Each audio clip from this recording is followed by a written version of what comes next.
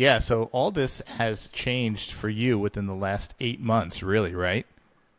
Yeah, huge everything. I moved um from my hometown just kind of spontaneously. There's a little bit of thought and preparation, but for the most part, pretty spontaneous. I kind of just chose Boise, Idaho, based on recommendations from a few friends. And I had been here, like traveled through once before, and I knew I liked the area.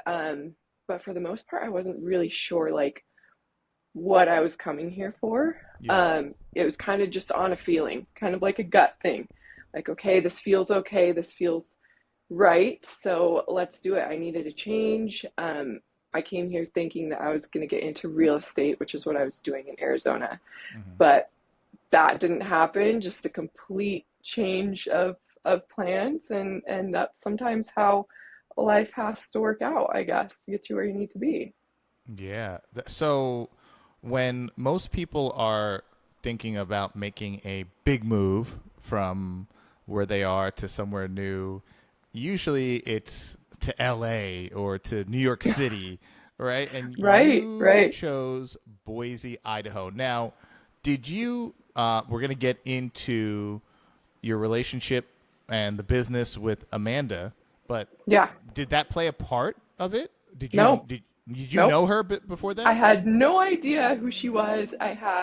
Nope, didn't know she existed. So that's kind of what's the cool thing about all of this is I think everything happened for a reason. Um, and here we are. That's so okay. So Isn't it crazy? you did you grow up in Arizona? I grew up in Arizona, a small little town, northern Hmm. Arizona. It's called Page. Have you heard Okay, of Page? I've heard of Page. You've Yeah, heard of Page. yeah, I Okay. heard of Most Page. Yeah. most people haven't. Better known as Lake Powell, one of the most beautiful places in the world, but little super small town, literally in the middle of nowhere, in the middle of the desert, isolated town. I grew up there. I graduated high school from Page High School, and then I went to college after that. I went to a small town in Utah, St. George, Utah. Hmm. Did school there for 4 years. I got my bachelor's degree in English in writing just because I kind of felt like it was the thing to do. I didn't really like have these big dreams to be anything specific. I didn't know what I wanted to do. And that's kind Okay. of been like a theme in my life is when people are like, "Well, what do you want to do? What do you want to be?" And it's just so hard for me to like think of one thing. Like, can I just do it all? Like, can I just I don't know. I'm still figuring it out. I'm still trying all these things. So I got most of my college education paid for, so which is why I was like, I'll just do it, right? I'll just go. And I did it. I haven't really used my degree. After that, I moved to Hawaii for a little bit on a whim. Didn't really want to grow up and choose a job and choose a career. So I found myself in Hawaii, and I was there for 4-ish years. Um, and then moved right back to Arizona. After that, I was there for a little bit, and then now Boise, Idaho. So you said you had college paid for the most part. Did you get a scholarship? Yeah, it was almost not a full ride, but it was like 80, 85% on academics. Okay. So I was like, "Hmm, Wow. might as well take Yeah. advantage of it, right? I don't know what else I'm gonna do. I didn't know what else, I didn't have anything else that I was had in mind to do. So, So career wise, I know it's hard when you're picking a college major, but career wise, growing up, was there any general interest in going into business for yourself, or was there a certain career that you always thought was cool or interesting, or there was just it was just going out um, there? so not really. I love to write. That's like one of my like hidden talents, hobbies is I love to write. Um, Poems. I have like poetry on top of poetry that is like nobody's seen. And I always say one of these days I'm gonna get brave enough to like go perform at like a spoken word or one of those slam poetry open mic nights, right? So I've always had this love for writing, and so when I first got to college, I was like, oh, maybe I'll go into the medical field, and all my friends are going into nursing and whatnot, so maybe I'll give it a try. And I tried it first semester. I was like, nope, not for me. So I chose the next. I really looked at everything that they offered there. There's one writing track, so perfect. That's what I'll do. Um, but yeah, it's just I just it's been hard for me. I Again, when I get that question, what do you want to do? What do you want to be? And it's like, dude, I can't choose something. And looking back on all of that now, um, it's funny because now finally 33, how old am I? 34 years old. I finally feel like I just landed in something that I can say, like, okay, this is what I want to do. This is what I want to be. I'm where I'm supposed to be. Um, so yeah, it's funny how everything worked out the way it did, and then now I'm here. So let me ask: when you said you had that little hiatus and you went to Hawaii, what was there anyone there? Was there anything there, or you just said it's a cool place to go? I'm just going to go there because that's another kind of place that I would say most people wouldn't choose because it's remote. Obviously, you're out there. Yeah, yeah, oh yeah. Island fever is a huge thing, and that kind of played a role on why I came back. But so I there was a boy. We're in a relationship. Yep, Always, I always. know, right? I know. Always, you're waiting for it. So I had a boyfriend at the time, and we met in Arizona. Mhm. He was a fishing guide. That's what he did. And he was a fishing guide on Lake Powell for a little bit, and then he went back to Hawaii after the summer was over to continue fishing in Hawaii. And when I graduated college, he had gifted me a plane ticket to come visit. It was like just a 2 week trip. It was a round trip ticket.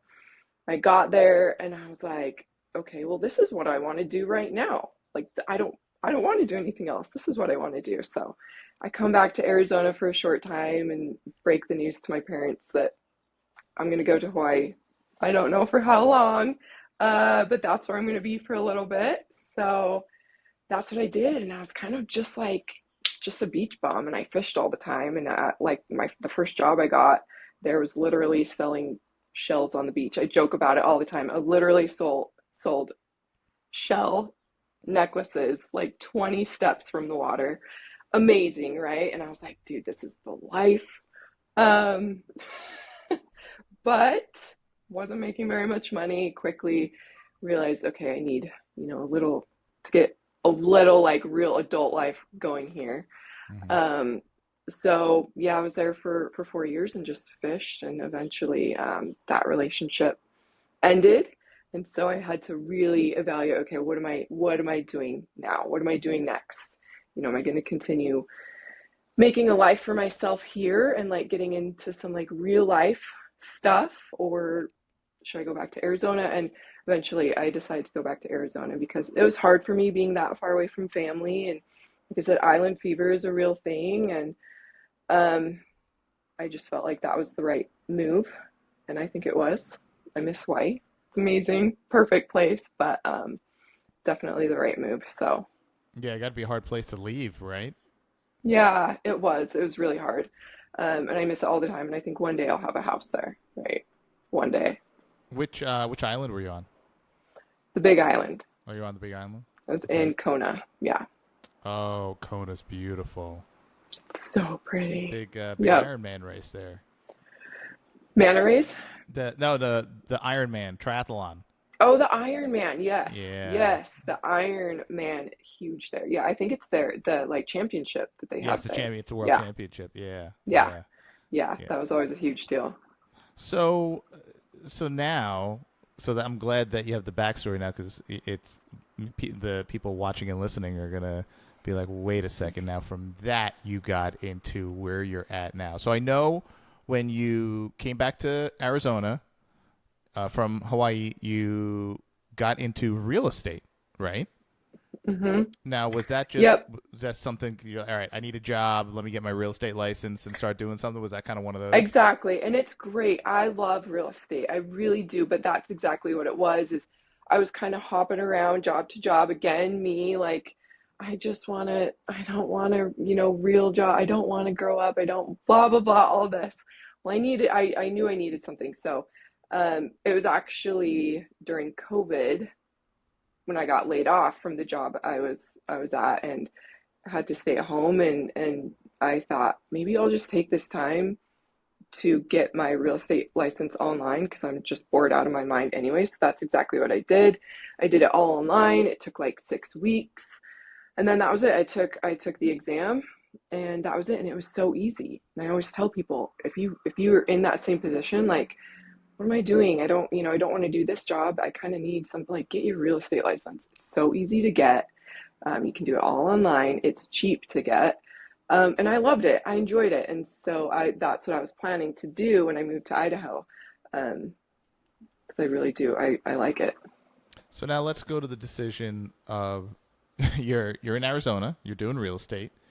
Hmm. What happened when you said, "All right, I need to leave. I need to go somewhere." Was there a trigger that's what was wrong with Arizona? Yeah. Obviously, that made you say, I need a change. I need to get out of here." Yeah. Nothing wrong. I really love Page and that the little small town that I'm from, but um I think last time I saw, like, it's a town of like 7,000 people. Hmm. I'm doing real estate and it's just me. I'm single. I don't have a family. And all of my friends there now are married and have multiple kids, and I felt like I was just kind of plateauing with real estate, and so I felt very kind of like stuck, um, like kind of in this bubble where there was nowhere else for me to go with career, relationships, connections, just other opportunities outside of real estate. And this was when real estate has been. I mean, it's in a tough spot now, but it was really in a tough spot for me for a while. It wasn't making sales like I had been.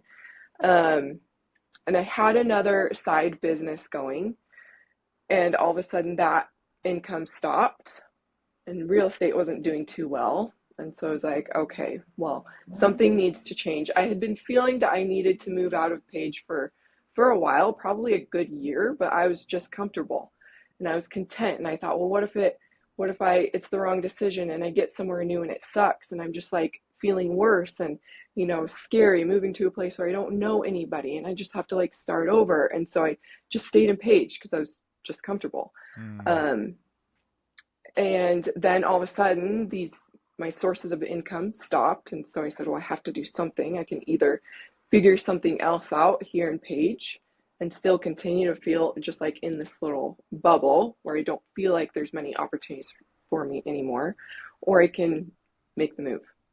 Just do it." And so I took that as a sign and an opportunity to just go with it. And I was deciding between like Salt Lake area. My sister was living in Salt Lake, so I was like, oh, it'd be cool to live near her, or San Antonio, or Boise. And so over the course of like a week, I was researching different options in all of these places: apartments, places to rent, jobs, and the people that got back to me the quickest were here in Boise. And so within, seriously, probably like 2 or 3 weeks, I was up and packed and gone and moved. Wow. Just like that. Just like that Wow. seems to be like the theme. It seems to have been the theme of my whole life. It's just like, all right, let's do this, let's do it, let's go here, let's do it, and it's just kind of never been. It's it's had consistent years and consistent parts, but for me, I've always felt like there was going to be something next very soon, very Hmm. quickly. Um, until now, and I feel like finally I feel settled with a job and a place and friends and everything that I can kind of like see a long-term future for the first time in a really long time. Um, so it's kind of cool. That's a good feeling. Yeah, Yeah, that's a good. yeah. That's got a good. Yeah, I mean, it feels like you're grounding, and More maybe. grounded. Yep. Yeah, yeah. So that's great. So I want to pause for a second, and Mhm. I've been meaning to ask you this only because Mhm. you have such a striking look, and then you mentioned Hawaii, and I was like, oh Mhm. wait, maybe there's a connection there because I know I have friends that are from Hawaii, and they have, of course, these Yeah. like unique, like amazing, beautiful looks. So what's your Oh, background? I'm just full white as far as I know. I get this a lot. So people either wonder if I'm like part Asian or part Native American. Um, as far as I know, I'm just like German, just European, just full blown white girl. Wow, it's obviously you can understand why people ask. You have this like Yeah. striking look that's so unique. Oh, oh, well, thank you. But No, you're welcome. yeah, it's funny because I get asked that all the time. I bet. Yeah, I bet. Yeah. So you land in Boise, Idaho, Boise, and Idaho. you're just gonna, just kind of roll with it, get into the workflow, and then Amanda. So how did that happen? Right. So I moved to Boise and I was chatting with Johnny, our friend Johnny, Yeah, yeah, yeah. and I tell him, "Oh, actually, I'm not in Arizona anymore. I'm in Boise." And he goes, "Boise?" He's like, "I know someone in Boise, and I think you guys should meet. I think you guys would really get along." So he puts us in a group chat, and that was it. And her and I moved here in end of September, beginning of October. Her and I connect right away pretty much when I get here through text. And we keep making plans to meet up, go grab lunch, whatever it is, but our plans just don't, we have to cancel on each other. There's just a lot going on. And so it wasn't until Thanksgiving, it was like a week before Thanksgiving, she knew that I had just moved here. She's like, "Hey, what are you doing for Thanksgiving?" Like, funny you ask. I was planning on going back to Arizona, but plans just didn't happen. So it's just going to be me and Ruby, my dog, and we're just going to hang out. And I don't know. We're not going to make a big deal about it because it's just going to be us. And she goes, "Nope, you're coming over to my house." So I met her and her mom and one of our other good friends who works with us here at Athena on Thanksgiving night, and they welcomed me into their home and fed me. And that was it. That night, we really connected over our mutual love for this industry and all of this. And she told me all about what she does with Athena, and I was immediately like, "Whoa, yes! Like people need this, women need this, yes." And I remember telling her I knew she had just started up and she was pretty much just getting the ball rolling with it. And I was like, "I know you probably can't have employees right now, but if there's anything that I could do, like in my spare time for free for me to help you with whatever you need, like please let me know. I want to be involved with this." And she's like, "Oh yeah, okay." But I think her wheels started turning, and so I started helping out more and more here and there on my days off from the job that I first had when I got here until she Was was that real able to estate offer or me. was that something else? So I was taking classes online to take the Idaho exam to get my Idaho Okay. um, license, but I needed income in the meantime, so I was delivering packages for Amazon, Okay. and Hey, that's hustle. what That's I a was hustle doing. lifestyle. Yeah, whatever you got I to know, do. dude. Yeah, that job is no joke. That job is not for the faint of heart. I will say that. Please leave your delivery drivers snacks and water. It's nuts. Like we were racking up like 10 miles a day walking. So yeah. Wow. Oh my But yeah, goodness. and I was when I first got here, I was kind of thinking like, did I make a mistake coming here? Like I was doing real estate, I was comfy, cushy, and now I'm delivering packages for Amazon and I'm exhausted and the money's not that great. Like right? Like it's a ton of work. The money's not that great and I had a hard time telling people that's what I did, just a pride thing, just like, I guess in my mind, it was like, okay, I'm single. I don't have kids, never been married. I don't have any other obligations. It's just me, my dog. If I don't have any of these other things, shouldn't I be like wildly successful with a career? Right. And here I am. And I'm just like lonely and I don't know anybody. And I'm delivery driver. And not that there's anything wrong with that, but it was kind of just like, oh, wow, like what's happening here? Did I make the wrong decision? Because it feels like I'm kind of like now taking steps backwards a little bit. So that's what I was doing in the meantime.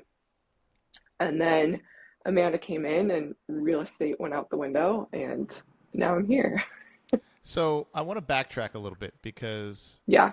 you got into something, I believe, while you were still in Arizona, which Yes. is the tactical games or tactical training. Yes. When did that become a part of your life? Obviously, I'm guessing after Hawaii, or did that kind of start coming in Nope. before? After Hawaii, I never grew up shooting guns. I probably can count on one hand the amount of times that I went to the range with my dad or a friend and just held the gun up like this, right? Pulled the trigger. That was it. Hmm. Um, my dad hunted when I was younger, and I knew that he had a safe with guns in them.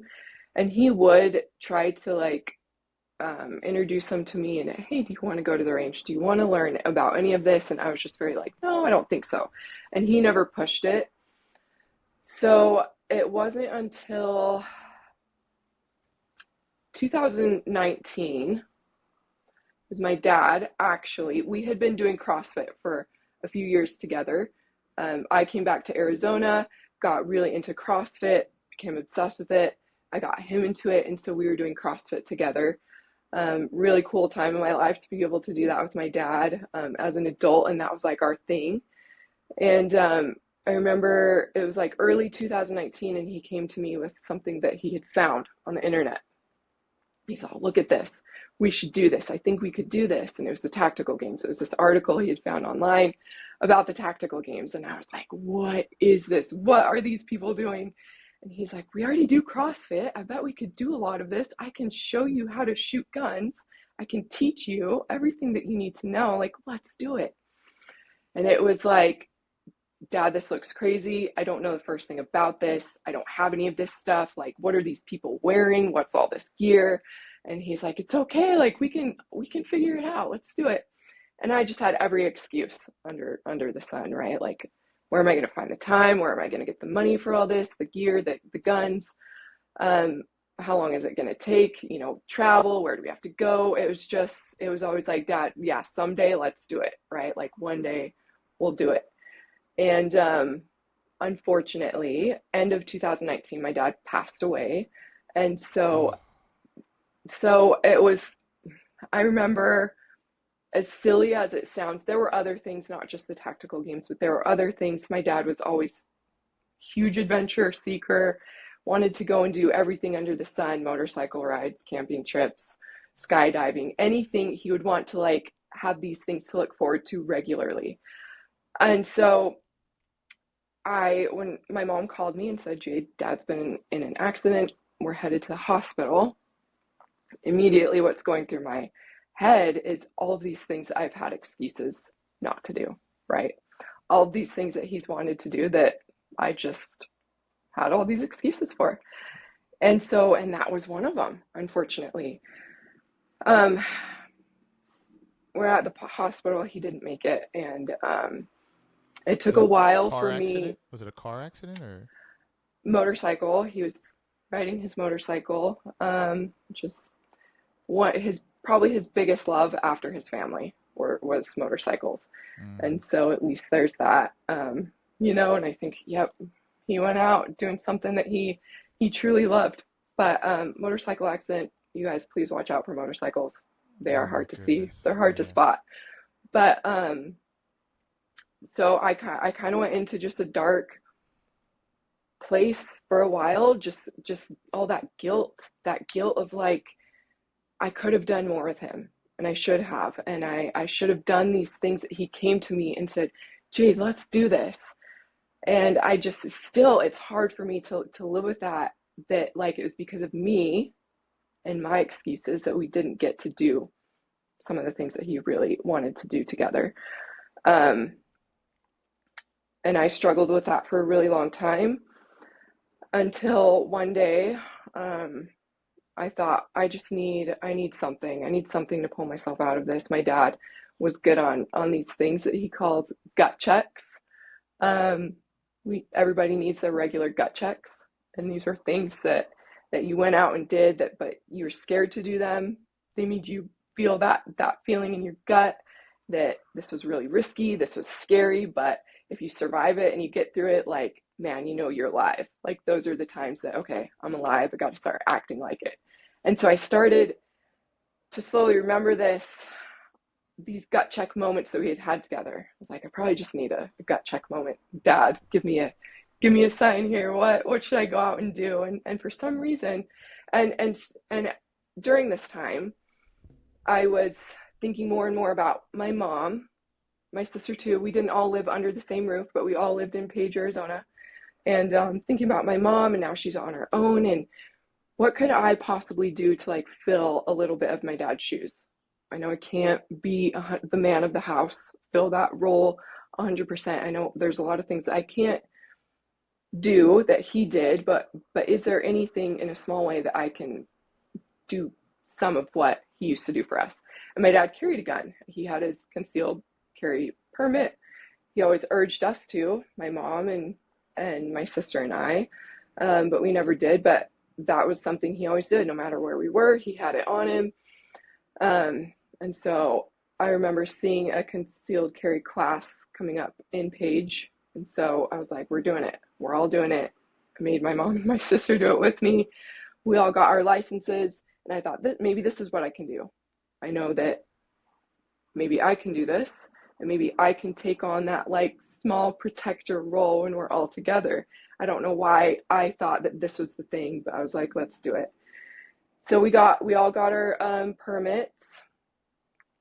And I remember thinking, well, okay, now what? I don't really know how to use this thing. I don't know how to carry it. I don't know any of this. So then began my venture of learning how to shoot a gun, all the concealed carry stuff. And that snowballed into the tactical games very quickly. I remember seeing online that the tactical games was holding like an athlete camp to come and like learn everything you need to know to compete. And I was like, oh boy, wow, okay, here it is. Here's this scary thing, right? This is my gut check moment. Should I do this? And I emailed the tactical games and was like, how many spots do you guys have left? What all do I need to bring to this camp if I wanted to do it? And they emailed back something like 2 or 3 spots left. You better hurry up, sign up. And you need this whole list of gear, firearms. And I didn't have most of the gear. And I didn't have a carbine. I didn't have an AR-15. I needed one. And so I'm like, okay, here's my way out, right? Like, I can't do it. I can't do it. I don't have all this stuff. And so I emailed them that, and I was like, dang it, maybe next year. I don't have a carbine. And that was it. I didn't think anything of it. Here, pretty soon, an email comes back from them. And they say, oh, no problem. We'll have one here that you can borrow. So I was like, oh, dang it. Now it's really on me. Now if I don't go, it's really on me, right? And I had really made a pact with myself since my dad passed away that I'm not going to make silly excuses anymore. I'm not going to miss out on things because I'm too busy or I'm too scared or I don't have the right stuff or I can't afford it. Like I just want to always be able to like make things happen. I don't want to be the one that's always full of excuses. And so that was kind of the attitude I went with, and flew to Texas. I didn't know the first thing about flying with firearms, but I Googled everything. I researched everything. I gathered all my gear. I borrowed gear. I got gear on Amazon, right? I'm just going to make it work. And so I got there who really knows how I got there so quickly but from the time that I emailed them to the time the camp started, it was only like a week. And so I got there and I was terrified to show up. I was like, what what in the world? How do I think that I can show up here and do this? Like what am I doing? I have no exposure to the competition space. I had been learning from instructors up until I knew that I could be safe. I knew how to load, unload my gun. I knew all the basics, the fundamentals. I was solid on that, but I didn't know the first thing about anything competition. And so I was scared out of my mind, but the most amazing community, those fears were squashed very quickly because everybody was just so welcoming and so inviting, and they didn't really care what your level was. They just wanted everyone to come and learn and to discover that you can do this. And so that was it. After that weekend, I was like, yep, I'm signing up. I'm doing this. And I just did my 8th competition. So I'm in it. I love it. That is incredible. What a way to fall into something, and then to fall into that of all things. So for those watching and listening, just you have to go on YouTube and watch videos of the tactical games Mhm. for Mhm. a true understanding of what it is. But it's you said it earlier. It's kind of a blend of CrossFit and tactical training and tactical activities. So there are Yeah. some CrossFit elements, but then there's having holding a big heavy battering ram and opening doors, Mhm. and then Mhm. of course there's a shooting element. You're wearing a plate carrier. You're doing tactical minded activities, almost like you would think like a SWAT team would do during their Right. training, right? Yeah. And then there's physical components in there that are just with weight or weighted objects and things like that that would be similar to a CrossFit training. Um, Mhm. Very unique, very out there for someone who's never shot a gun really to get I into. know it. Yeah, and the amount of like strange, weird looks when I would tell my childhood friends and my family that this is what I'm doing now. They're like, "What? Yeah. What?" Um, yeah, and I feel that it all happened very quickly, and but I just wanted to go for it and get into it, and it did. It happened very quickly. But yeah, it's very, very similar to CrossFit. I would say like it's CrossFit and like strongman and obstacle course race. Yes, I went to an event where we had to breach doors, and it's a lot of that stuff that like I would never be exposed to that anywhere else. Me, just a regular civilian, I have no military background, never LEO. Nobody in my family was ever that way. I'm just literally like a regular girl plucked out of this small town that now I can like do all this stuff and get a taste of all this stuff and like what these people do, what SWAT, officers do and just like a little taste of it, and it's really cool. It's really awesome, and there's a lot of people like me out there doing this, just your regular person off the street that's out there and they're killing it and they're crushing it. So it's really, really cool to see. Well, it's so wild. Now, so that was the next question I had for people who are looking at this. They probably in their mind are like, "Oh, I was never a cop. I was never in the military. Yeah. This is crazy. Is this for me?" So it's kind of cool Mhm. that you're saying that Mhm. there's So are there just like regular when it comes to the people there? They're like regular like moms and dads who Yeah. Oh say, yeah. "Yeah, Oh yeah. I want to just give this a shot and do it." Yep. That's so wild. And now, so you've done 8 competitions. Yes. Now, are they always in the same location? Are they different places in the United States? And then take me through, because you were just at one. I saw that you were just at one, and Amanda was there with you, which is Yeah. awesome. You're like, I'm watching Yeah. the videos of you doing them. I'm like, oh my God, She's such a badass. It's so wild to think. And now hearing your backstory, you're like, yeah, no, I kind of had to like I had to get gear off of Amazon and show up to this camp. This is Yeah. so crazy. But hey, what a story! You did it, and now look, you're excelling at it. So take me through real quick an event, a tactical games event. So how many days is it? How many hours per day are you competing, and what are some of the things that you do during the course of this competition? How is it scored? Is it just a solo thing? Are you with someone, a team? So just kind of take us through for the listeners. Yeah. So they're 2-day events. Nationals is 3 days, so that's really rough. But all the regional events are a Saturday, Sunday, and there's like 4 stages per day, 3 to 4 stages per day.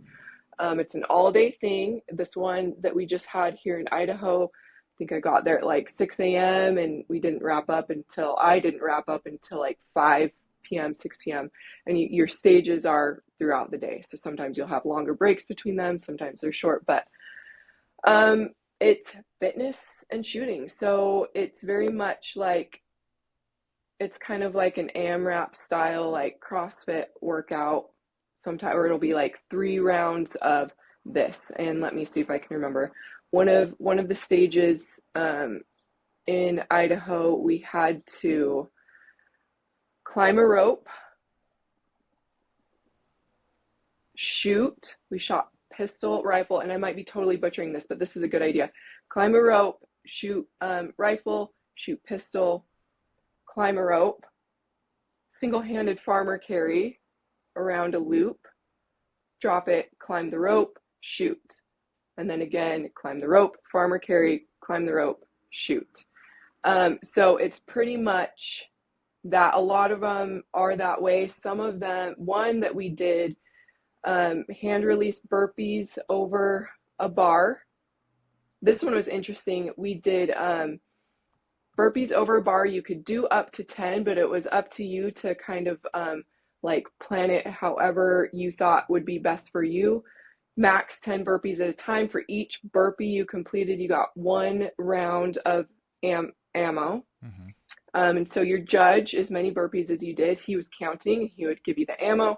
And on the way to the firing line, you would have to load your magazine and then shoot, run back, do it all again. So they're getting really creative with how they design these stages. And it used to be, when I first did them, it used to be kind of predictable, but now they're getting really creative, and you really have to train for anything. And that burpee one, I was like, what's the point of like giving us the loose ammo in our hands, and we've got to load our magazine on the way. But once you do 10 hand release burpees and you running to the firing line while trying to load your magazine, you realize how quickly just these fine motor skills break down. You're out of breath, you're tired. And so that was like a learning thing for me. It was like, okay, what, now I have to practice how to load my magazines when I'm gassed, that kind of thing. So they get really creative. There's a lot of positional shooting with barricades, tank traps, a lot of freestyle, to single-handed shooting, offhand shooting with carbine. Really anything that you could, any position, anything that you could think of, they might throw at you. A lot of like shooting through canted ports. So they're getting, and especially for me and my experience, like this is tough, like the shooting is tough. It's tough for me, but it's a very, very good balance of fitness and shooting. You can't be good at one or the other. How the scoring works is it's time. Your score at the end of every stage is your time. And so you want to finish the workout. Some of them I cap out, unfortunately, but it's time. And then every miss on your target adds 10 seconds to your time. And so that's how they score. I think most every event, you're going to get like a shooting only stage. So like an aggregate where it's just like a 2-gun stage. There's no fitness.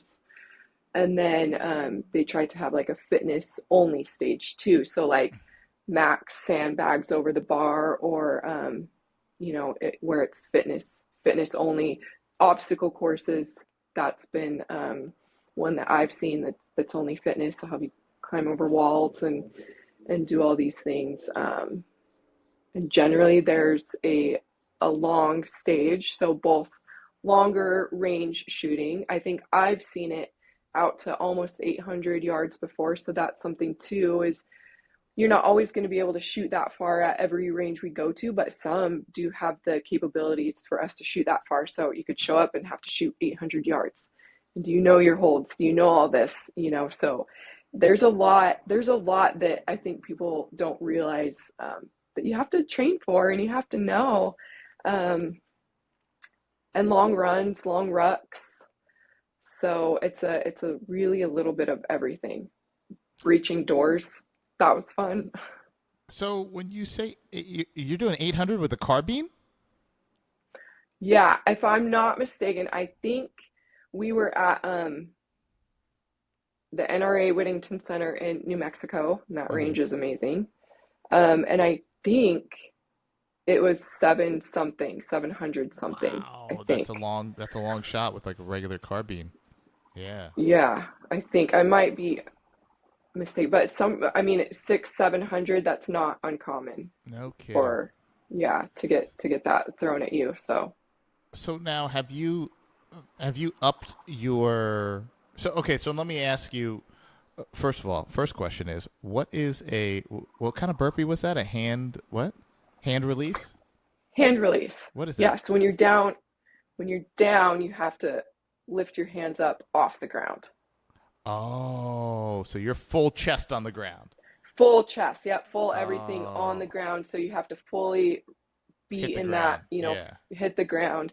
And yeah, so they do a lot, pretty much every burpee I've seen at the tactical games has been hand release. Wow. There's a lot of burpees, a lot of burpees.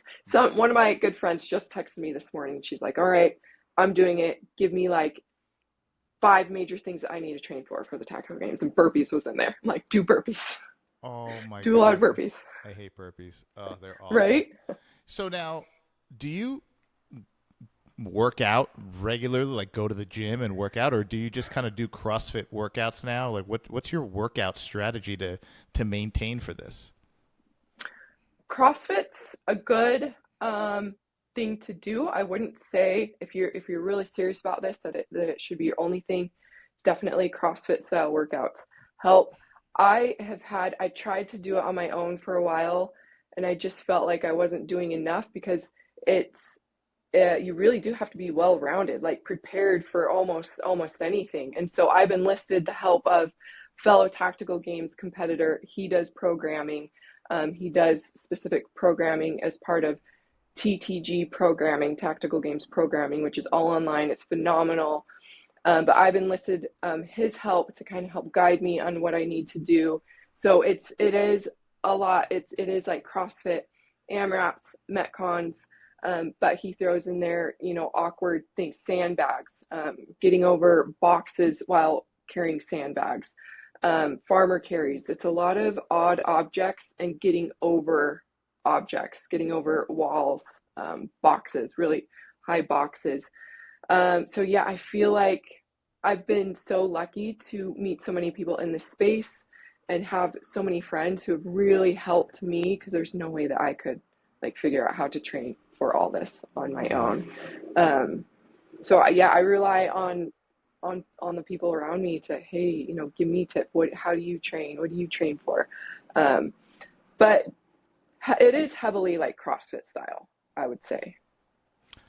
Or, So there so like so Olymp. for Go someone ahead. who is maybe I don't want to say not into CrossFit because I know people who've tried CrossFit. I know. They I love know. shooting, they love tactical Hmm. stuff, and they're in shape, but they just don't like certain elements of CrossFit. Like they don't like the Olympic lifts and they don't like certain things. If you're that kind of person, is this something that is not for you? Or because in watching some of what I've seen, I didn't see a lot of like Olympic lifting style stuff at the tactical games, but I did see heavy sandbag throws and some other things. So is there an element of the Olympic style CrossFit lifting at the tactical games?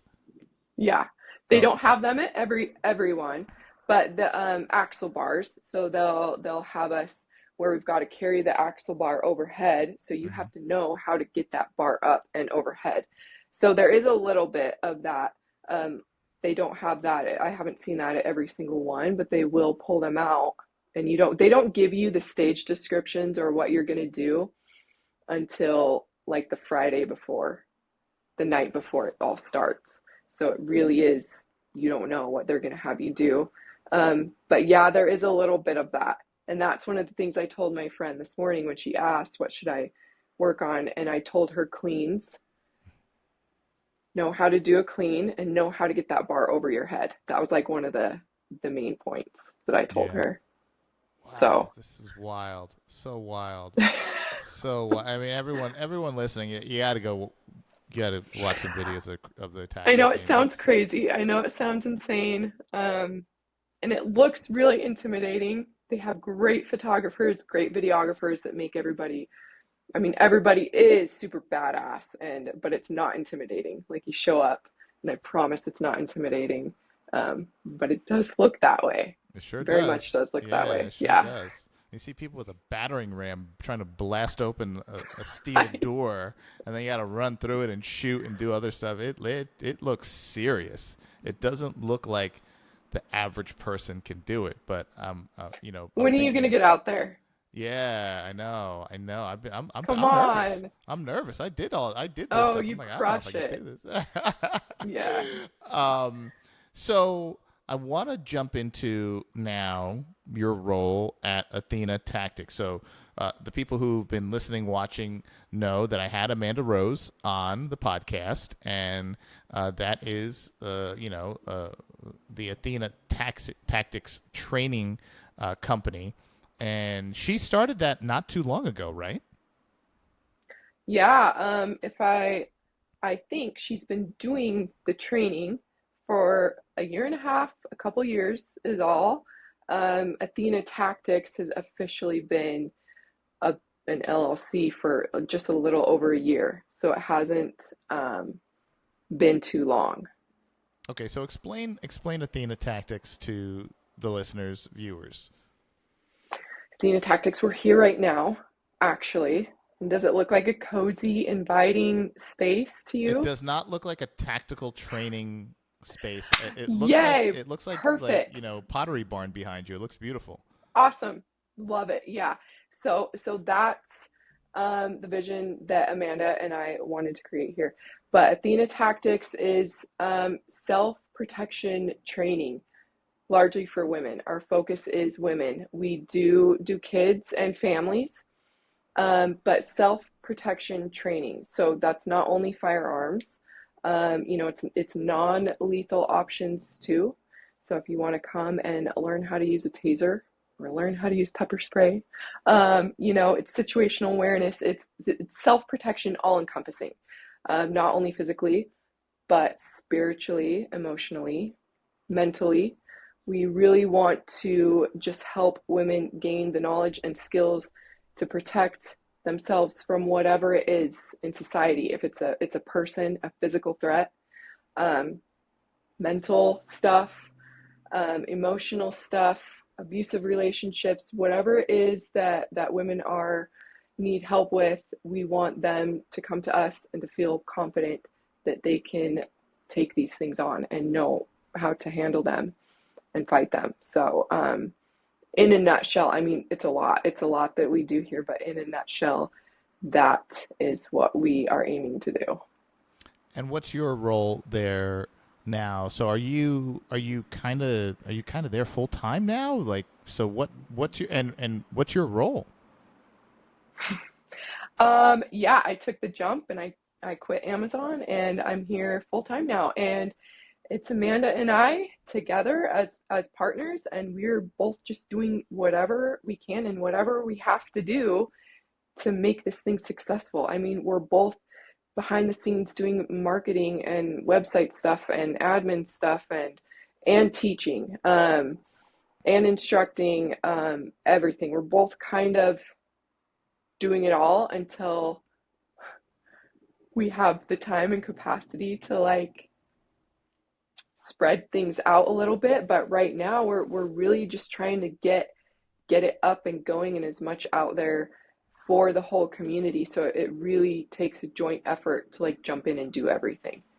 Um, yeah. That's how it's done. That's how it's done. It's kind of like that. Going back to that ground and pound. Like this is it. I Yeah. remember starting 221B Tactical. I was a janitor. I was changing the toilet paper roll in the bathroom and Oh, mopping yep. and We do that too. Yep. yep, I was doing it all. So I was changing the overhead halogen light bulb. It was crazy. I was doing everything. But when you're starting out, that's what it takes. I was the one Right. doing the Instagram posts and doing everything.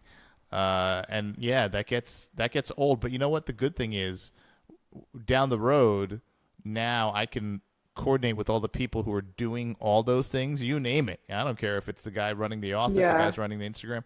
I've been there. I've done it. So I have intimate knowledge as to what needs to be done, what works. So there's Yeah. also a level of respect there as you grow and you bring on employees that are doing some of these things. They'll respect you more knowing that, hey, she did this herself in the beginning, and she was here hustling, Yeah. doing, wearing 10 different hats, so that'll Yeah, that'll exactly. get some respect too, as you grow. So tell me a little bit about the facility. Obviously, you're sitting in what looks like to be a beautiful home.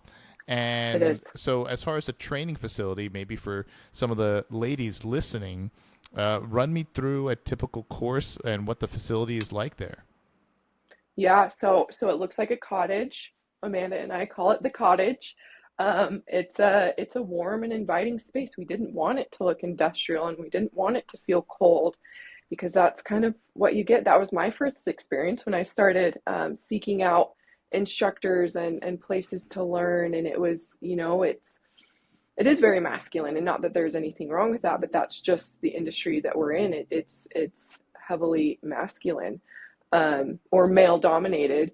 And so we wanted a place that felt like women could come and relax and be at home, like they were coming to the spa, just a really safe environment where it wasn't intimidating. It did feel warm and comfy. And so that's kind of what we strive to do here. We have our simulator there in the back, so we do all our training, not all, most of it here. Um, and we largely work with women who don't know anything, who have never had any experience with any of this. And so this is the perfect place to do that.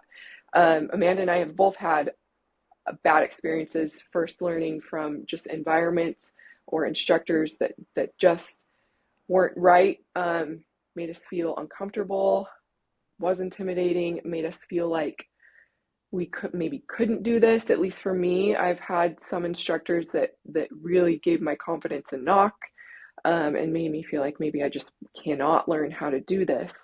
Um, so that's our goal here, is to come, be comfortable, it's safe, you're not going to be scared here. And the simulator, of course, we teach everybody without the recoil, without the loud noise. And that's how we start everybody off, to kind of like gently put them into this world and start it off as a good, calm experience.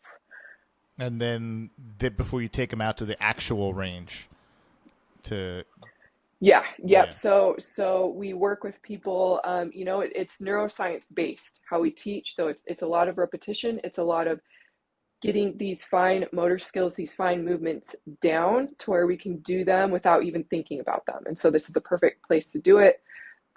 Grip, stance, trigger control, all of that we want to get down and just ingrained in our brains, so that we don't, once we get to the range, it's a lot less mental energy that we have to think about all of this and what we're doing, and we can focus on everything else. Then we can address the shock of the recoil and the noise, but it's not overwhelming because we should already just be instinctually doing grip right, trigger control right. Everything should be have a really good foundation, and so we can work through the other things and the other stress that you're going to be have live fire. So that's kind of how we work. We will do like one-time, one-off lessons. If that's what a woman knows that she just really, really wants, that's it, just a one-time range day. But we really believe that learning the skill takes time, takes a lot of repetition. It's a lot of dry fire. People don't realize that like 80% of getting good at shooting is dry fire. Everything that you can do in your home, everything that we do in here, it's a lot of repetition with dry fire. And we have a lot of women receptive to that, and they love it, and they see the difference in all this time that we have spent inside on the simulator hounding these foundations. Now they go to the range, and it's almost like, wow, this is a lot better than I thought it was going to be. This is a lot less scary than I thought it was going to be, because a lot of these women have never shot a gun at the range before. They've never live fired a gun before. So that's kind of how we operate. We do, we will do group classes. We do boot camps. We've got boot camp series coming up. So we do a lot of other things, but the majority of our work is here with private clients in this space. Wow, incredible. How Yeah. many people in a typical class for the women who are thinking about coming to something like this? Do you cap it at a certain number? So for in here, the Yeah. training that we do in here, Mm-hmm. so it's all one-on-one. We do couples. We have a couples package where if a husband and wife wants to come together, or we have mother-daughters who come together, or we have best friends who come together. So it's all private one-on-one, or with someone else, private couples. Okay. Yep, that's mainly what we do in here. That's incredible. It's incredible. I'm seeing the simulator behind you. It looks like a ginormous screen. I know, I don't. Yeah, and to have that, I can't imagine having that in my house. I'd be like a master. I'd be like John Wick if I had that in my house. Yeah, I know. It's really, so really cool. fun. Yeah. It's so cool. So, you said that you are looking to you and Amanda are looking to just really build this thing and take it to the next level. So, what's the dream? What's the dream scenario for Athena Tactics? We want to take over the world. We really want this. We really want to grow into a community for women, for all women. Of course, the goal is this huge, huge thing that's nationwide, and we've got Athena Tactics community all over. But we're focusing on Boise, Idaho, Treasure Valley right now. But yeah, we've got big plans, and we just really want women to come into this space and feel confident in the space and know that they can do it. We're really on a mission to get as many women on board as possible. So that's really what we want to do, is just help women learn these things in any way that we can. Yeah, and it's so needed, and it's, to me, to have women teaching, and I know because I talk to so many women that have gone to try to take lessons and take courses, and there are male teachers and instructors, and some of these guys, they might have been very good in law enforcement, and they might have been very good in the military, but just because you were good in those situations doesn't mean you're a good teacher, and doesn't mean that you're necessarily going to be able to interact well and communicate well with a female who's never held a gun before, Mm-hmm. So I'm sure there's a huge comfort level coming in and seeing two women there who are competent, confident, but then also being able to engage on a different level that is probably very comforting for them. And there's no feeling like, a lot of, I talked to a lot of women. They're like, oh, I felt so dumb. I felt like I didn't know what to do. Right? Exactly. Yep. And that keeps them from going back. Exactly. And I've seen that unfortunately happen to women that I know. They have one really bad experience and they're like, nope, I don't want my gun anymore. Nothing to do with it. I don't want anything to do with it. And it's really heartbreaking to see that happen. Yeah. So yeah, you definitely don't want that. So let me ask you, what a journey you've been on from where you started out, and the loop that you took, and now to the serendipity of choosing Boise, Idaho, and then Johnny, who, for those listening, our mutual friend Johnny, I think his Instagram is that marketing guy Johnny. Um, he's been such a connector for so many people in this industry. Yeah. And I met him through my good friend John Bartolo, who passed away. I don't know if you ever met John Yeah. Bartolo. I didn't know, but I hear all the wonderful stories about him. Incredible man. And so I met Johnny through him, and Johnny with his marketing business to introduce you and Amanda. He's always connecting, right? He's always looking to connect good Yeah. people, and Yep. to have the serendipity of that. It's just so wild. It's so wild how this all came, and now you're on this trajectory to with this brand and this company to build this thing into who knows what it could be. I mean, I it could know. be something like tremendous. And I know Amanda's work ethic as well and her Yep. mindset. So it's so cool to see this and to see how far you've come. And I know you're going to obviously be continuing your badassery in the tactical games, and I'm sure other Yes. things as well. But this is so cool to see, because I remember speaking to you at one point, and Uh-huh. I'm like, do you need any gear? We'll send you some 221B tactical gear. And I was like, so Yeah. what do you, for for the games? And I'm like, so what are you doing? You're like, just kind of like in real estate in Arizona. And I was like, okay, all right, cool. And then boom, like I'm talking to Amanda. I She's like, know. Jade's here. She's helping me out. We're partnering up. We're doing this. I'm like, what? This is That's how it crazy. felt. Yeah, it felt like everything just happened so quickly, but I had, put things off for so long and I knew I needed to change and God was like, "Nope, you're doing it now. We're just going to make it all happen." And now I know the reason that I was like, I need to go to Boise. So random. I don't know why. Nothing's And I random. really do think that this is why. I think I finally now when people say, "What do you want to do? What do you want to be? What's your big dream in life?" Like this is it. I love this space and I love this industry. I really do. I have such a passion for it and the competition stuff too, but just all of it as a whole. And I just want women to come with me and do this with me and to feel that empowerment that they can do this too. Yeah. And so it's really cool to be able to feel that and be able to finally feel that I'm doing something with all of that. So Yeah. It's so all the cool. thanks to Amanda. She really took a chance on me when she barely knew me. So incredibly thankful for her. Okay, you're like inviting a stranger to Thanksgiving. Yeah, yeah, I Right? know, right? And then So yeah, it's so wild. But that's her, right? That's her. She's such a it good is person. her. Yeah, She's such a yeah, good heart. And I always say, the Lord works in such incredible ways and puts us into situations. And sometimes we don't know. Sometimes we're going through horrible things, and it's really just to get us into the next position and set us up for the yeah. next great thing in our world. And I think that's how the universe works, and I think that's how the Lord works. He puts different people in our lives at the perfect time, not too soon, not too late. Yep, Right at the right time. exactly. So Yep.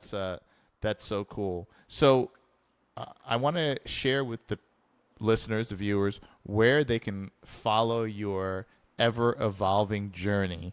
I know you do a lot of your stuff on Instagram, but are there other platforms that you are are you gonna start doing some more YouTube stuff? I feel like Oh my your life gosh, could I be would a love YouTube channel. to. Yeah. Sometimes, yeah, it's you never know what's going to happen next, but I would like to, but I'm so challenged with all that stuff. Me and you need to sit down and maybe give me a crash course on Yeah. YouTube or something, but I would like to. Yeah, that's something even for Athena Tactics that we would like to create, more platforms on that. So one day maybe I'll figure it out, but Yeah. just mainly Instagram for now. Okay. Your Instagram is Savage Jade, correct? Savage.jade. Yes. Savage.jade. Okay, so people can look you up, follow you there. So go give her a follow. And Oh, Athena thank you. Tactics is what's Yep. the Instagram handle for Athena Tactics? It's just Athena Tactics. Okay. It's got the blue check mark. Oh, So legit, it's the only legit. one. We have some fakes out there who have been messaging people for money. So it's not us. We've got one account, Athena Tactics, blue check mark. Awesome, awesome. And Yeah. when you're looking at your YouTube content, just remember YouTube is the second biggest search engine Oh my next to gosh, Google. So when no. people are searching things, especially something like this, firearms training, they're Yeah, gonna go on YouTube. So we'll definitely connect. And yeah, I have a great guy who's really knowledgeable on YouTube who's shared a lot with me. So he's helped 221B. 221B just a short time ago. Our channel was at 4,000 subscribers. Now we're over 50,000 subscribers.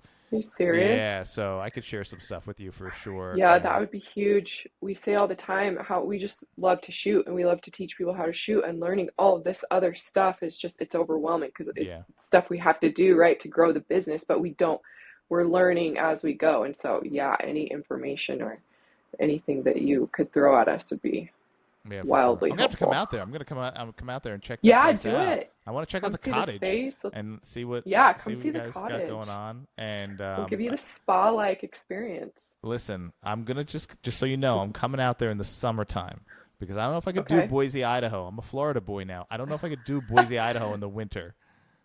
In the winter, it wasn't too bad, but yeah, it gets pretty chilly. Well, from Arizona to Boise, Idaho, I mean, that's got to be a little bit I of a know. change in the winter time, huh?